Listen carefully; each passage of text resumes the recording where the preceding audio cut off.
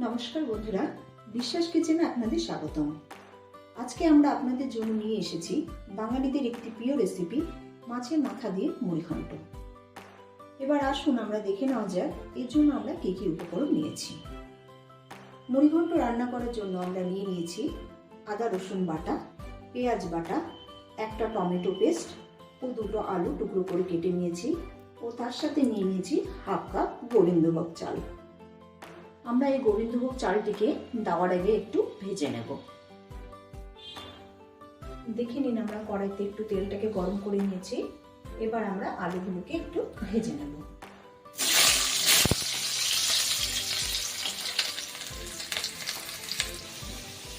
দেখে নিন, আমাদের আলুগুলো একটু লাল করে ভাজা হয়ে গেছে। এবার আমরা আলুগুলোকে তুলে নেব। এবার আমরা ফোড়নের জন্য দিয়ে দিচ্ছি গোটা জিরে আর কটা গোটা গরম মশলা। এবার এক এক করে আমরা মশলাগুলোকে ঢেলে দিচ্ছি।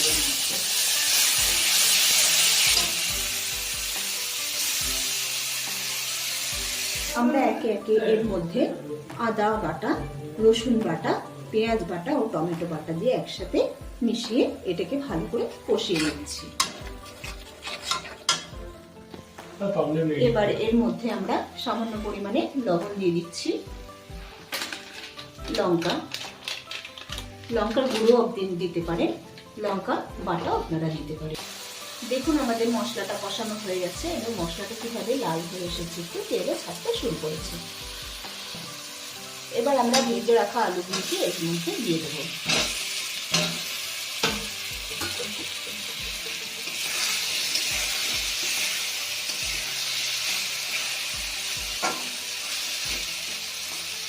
তারপর আলুগুলোকে একটু নেড়ে চেড়ে 10 মিনিটের জন্য ঢাকা দিয়ে রেখে দেবো।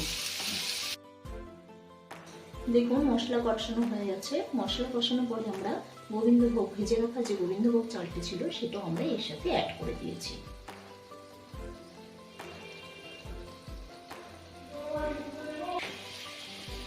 তারপর আমরা এবার মাছের মাথাটাকে এর মধ্যে দিয়ে দেব।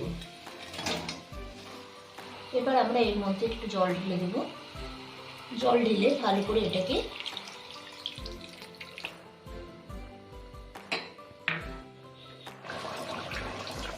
দেখুন, আমরা মাছের মাথাটাকে ভেঙে এর মধ্যে একটু জল অ্যাড করে দিয়েছিলাম। এবার রান্নাটি আমাদের কেমন মোটামুটি ভাবে হয়ে এসেছে।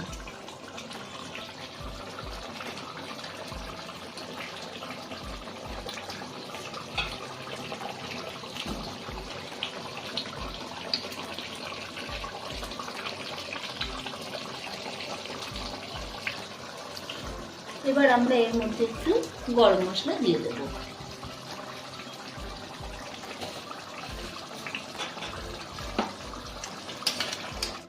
নামানোর আগে আমরা একটু হালকা ঘি দিয়ে এটাকে নেড়ে নেব।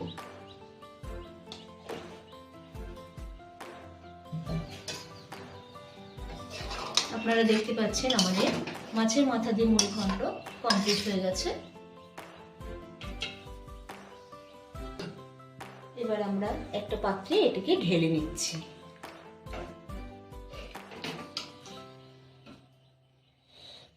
আপনারা দেখতেই পাচ্ছেন আমাদের মুড়িঘণ্টটাকে কালারটা কত সুন্দর চলে এসেছে।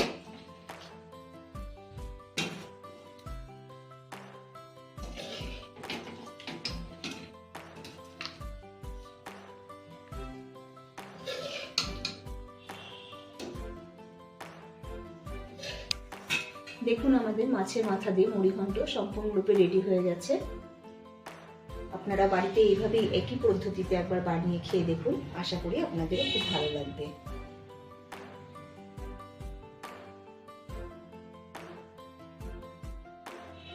যদি আমাদের এই রান্নাটি আপনাদের পছন্দ হয়ে থাকে বন্ধুরা, তাহলে আমাদের চ্যানেলে একবার লাইক ও সাবস্ক্রাইব করে দেবেন আর বেল আইকনটিকে একবার প্রেস করতে ভুলবেন না। আর অবশ্যই আপনারা কমেন্ট করে জানাবেন আমাদের এই রান্নাটি আপনাদের কেমন লেগেছে।